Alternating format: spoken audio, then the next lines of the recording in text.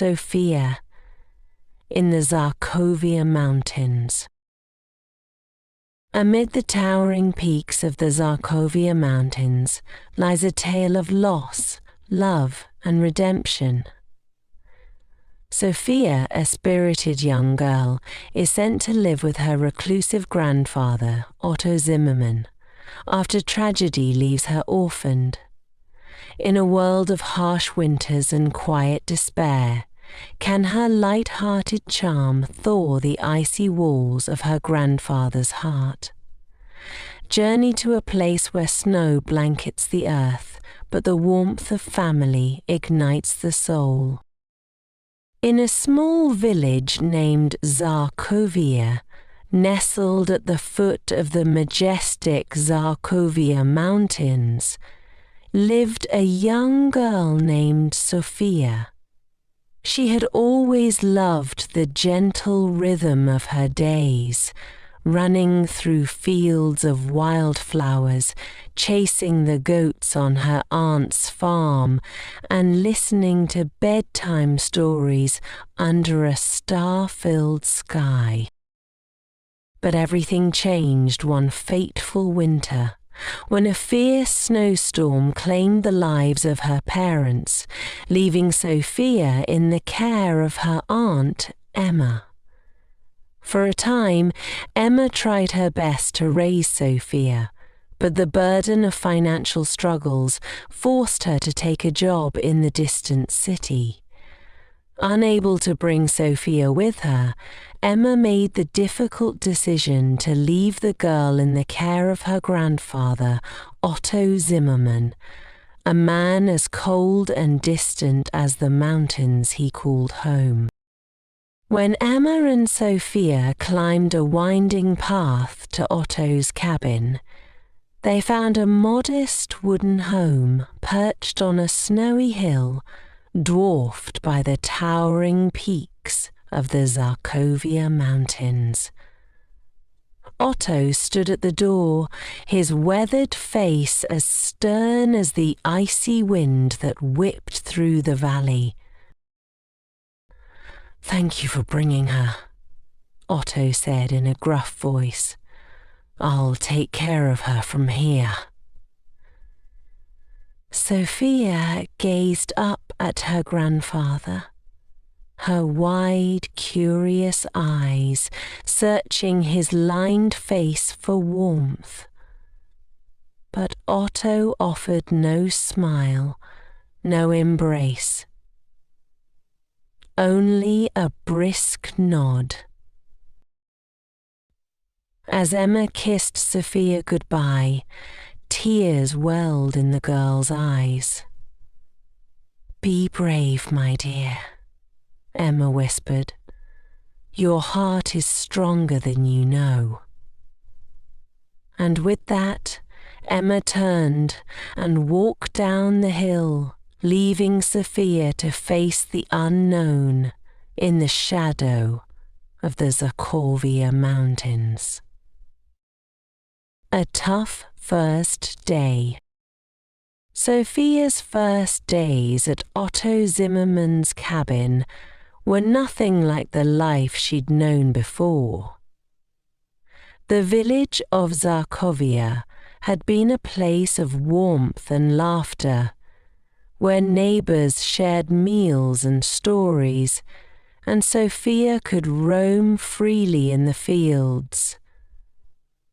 But Otto's wooden cabin atop the hill was quiet, eerily so. The cabin itself was simple, almost barren. A sturdy wooden table, a single oil lamp, and a fireplace were its only comforts. Sofia's bed was a narrow cot tucked in the corner, with a patchwork quilt that smelled faintly of pine. Outside, the snow stretched endlessly, broken only by the jagged silhouettes of the Zarkovia Mountains. Otto rarely spoke to her, except to give stern instructions, Chop the wood carefully, don't lose a finger, he said one morning, handing her an axe far too heavy for her small hands. And make sure the goats are fed before sundown. Wolves come out at dusk. Sofia obeyed without complaint, her heart heavy with loneliness. She missed the warmth of Emma's hugs, the chatter of the villagers, and the feeling of belonging. But she was determined to adapt. One evening, after finishing her chores, Sofia sat by the fireplace, staring into the crackling flames. "Grandpa," she ventured hesitantly, "why do you live all the way up here by yourself?" Otto didn't look up from his whittling. "Because people are trouble," he replied curtly. "But I'm not trouble," Sofia said softly. For a moment, Otto's hands stilled, his expression unreadable. Then he returned to his work, saying nothing more.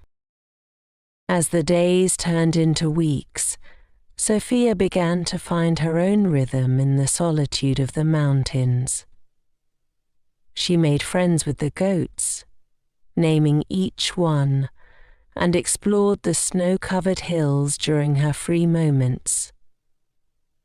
The quiet still felt strange, but slowly she started to notice its beauty. The way the wind whispered through the pines, the sparkle of sunlight on fresh snow, and the distant call of an eagle soaring above the peaks. Though Otto remained gruff, Sofia could sense a subtle change. Sometimes she caught him watching her with an almost imperceptible softness in his eyes, and though he rarely smiled, his voice seemed less sharp when he spoke to her. Little by little, the icy walls of the mountain wolf's heart began to thaw. Sunshine amid the snow.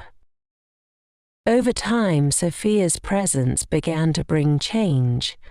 Otto, once gruff and gloomy, started to smile faintly whenever he saw her laugh or sing folk songs. One day, when Sofia fell while playing in the snow, Otto rushed to her with worry etched on his face. "Are you worried about me, Grandpa?" Sofia asked with sparkling eyes. Otto grumbled. "Of course, you're the only family I've got." Though his words sounded gruff, Sofia knew her grandfather's heart was softening.